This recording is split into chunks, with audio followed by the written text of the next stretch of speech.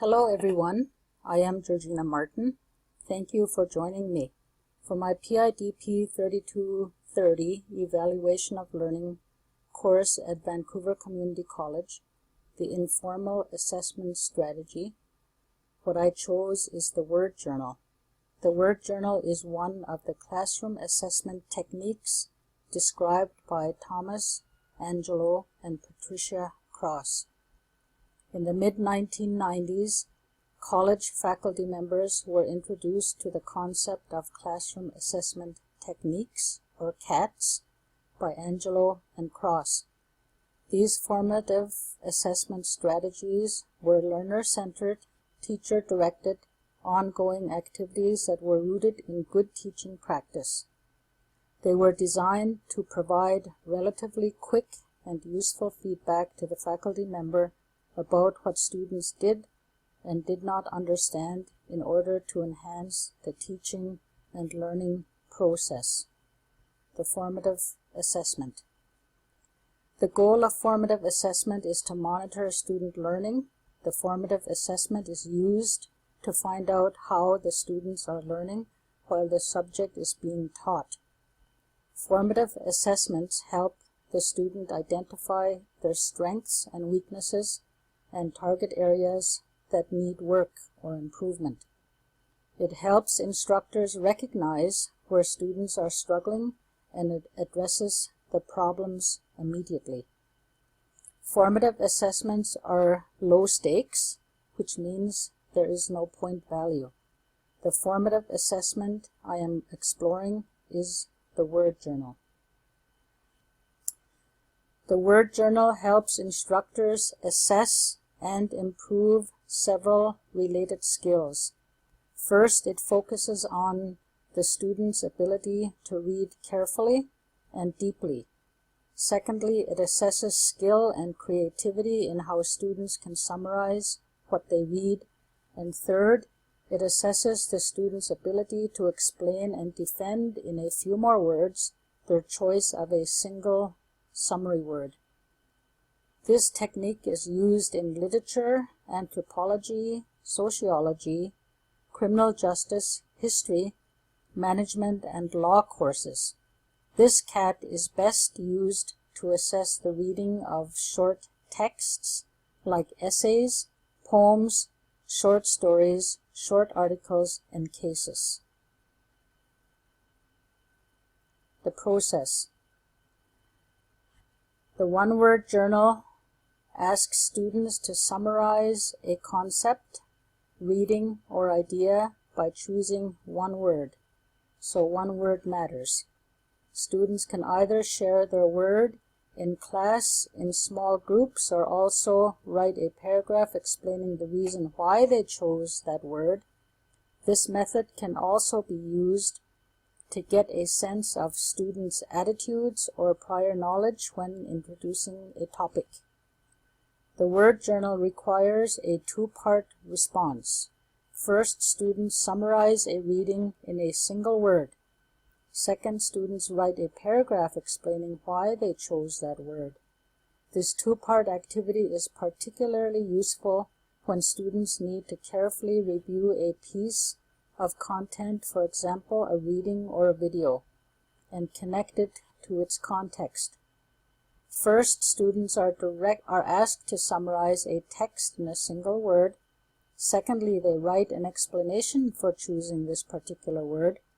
In order for students to synthesize and justify their choice, they need to engage deeply with the content. The step-by-step process. Choose one of the short texts that students will be assigned to read. Then decide what aspect of that text. Is it the main theme, central conflict or problem, or core metaphors that you want the student to focus on? Then determine whether the exercise is feasible and productive. Try following your own directions. If you find the word journal process thought-provoking, prepare to explain and administer the technique in your course. Tell the students that the choice of the specific word is less important than the quality of the explanation for that choice. Give some ideas about what their explanation should contain, and inform them the words they choose must be connected to their interpretations of the text. Begin the next class discussion by asking students to share their one-word summary. The assessment. Take a few minutes to come up with your own list of summary words for the assigned texts. Jot down some notes about the kinds of arguments and analysis you hope students will offer in defense of their word choices. As you read journals, pay close attention to the justifications students give for their word choices. Categorize the word journal responses by summary words and the types of explanations offered. Select samples of 3 or 4 different approaches to share with the class. The word journal CAT assesses what Bloom would classify as synthesis, which we regard as a type of critical thinking.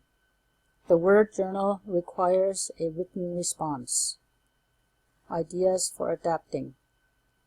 If the students find the technique too challenging at first, begin by providing them with a list of possible words to choose from. Their task will be to select a word from that list and then to justify their choice. Have the class create a list of qualities that characterize an excellent response. Divide the class into pairs or small groups and have them read each other's word journals and discuss each other's approaches. The pros of using the word journal. The word journal requires students to read deeply and construct meaning from what they read. It promotes active learning through reading. It encourages students to make personal connections with the texts they are reading and take responsibility for their ideas. This CAT helps students develop skills in summarizing, remembering, and communicating information, skills that they can use in academic and professional life. The cons of using the word journal. The word journal takes time and energy to prepare, carry out, analyze, and discuss. It is a good technique if reading and summarizing is a central goal of the course. Students will benefit very little unless they have time to discuss and compare their responses. They will benefit relatively little from this assessment if they don't do the above. And it is difficult to ensure anonymity of student responses to the word journal. This is not an effective technique where there is only one effective way to summarize a given text. It works only when students have the freedom to explore and express their own interpretations. Students who have not practiced this type of reading and summarizing are likely to find it challenging at first. They may resist using the word journal. The reason I am interested in using this strategy is to get a sense in my classes of whether or not the students are doing the reading and understanding the content. I have found quite often with the assigned readings that during the in-class lectures the students seem to be lost, so in order to ensure that they are understanding the content and the context of the readings, this would be a great strategy to use as a formative assessment with my students so that we can both gain quick results in regards to